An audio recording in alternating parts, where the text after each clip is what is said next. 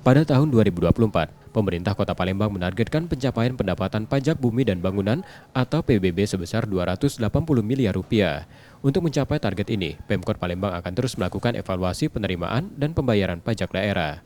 Hingga triwulan kedua, realisasi pencapaian pajak telah mencapai 54%. Badan Pendapatan Daerah Kota Palembang menargetkan pencapaian 75% pada triwulan ketiga. Pemkot Palembang dan Bapenda juga akan memaksimalkan pelayanan sarana, prasarana, dan infrastruktur kota untuk mendukung pencapaian target.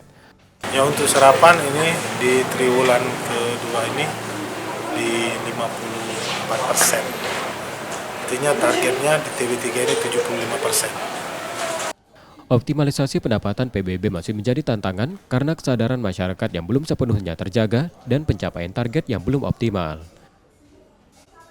Nur Muhammad, Kompas TV, Palembang, Sumatera Selatan.